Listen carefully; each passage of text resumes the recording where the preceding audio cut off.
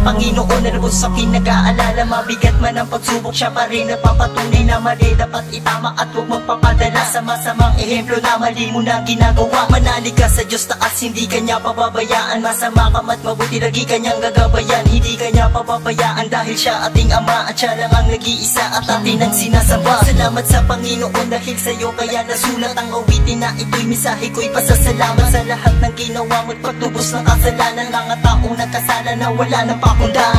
Kung ako para sa'yo, hanapin mo na ang liwanag. Huwag mapasakop sa dilim at matuluyan ng masinag. Ang tunay na pagliwanag ay isang malaking pag-asa na magdadala sa'yo sa makabagong kabanata.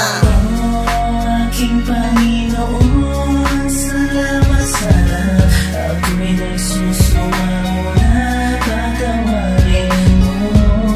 Tubusin mo ang aking mga kasalanan na gawa.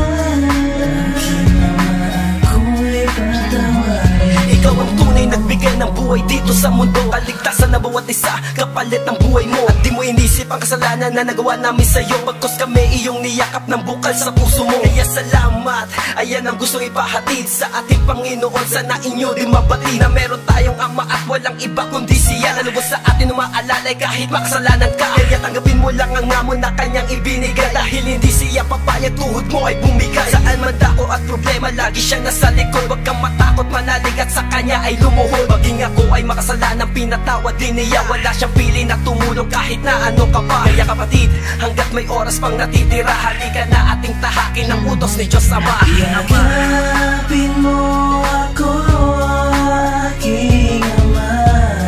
Patawarin mo lahat ng aking mga sala. Ayoko na maging ganyan. Tulungan mo ako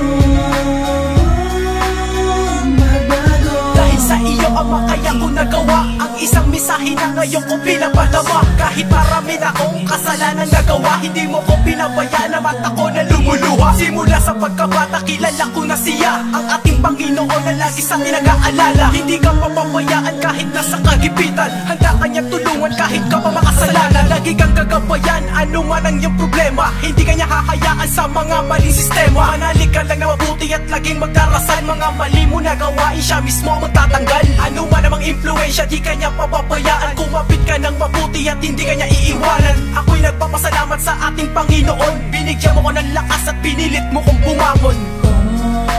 Aking Panginoon,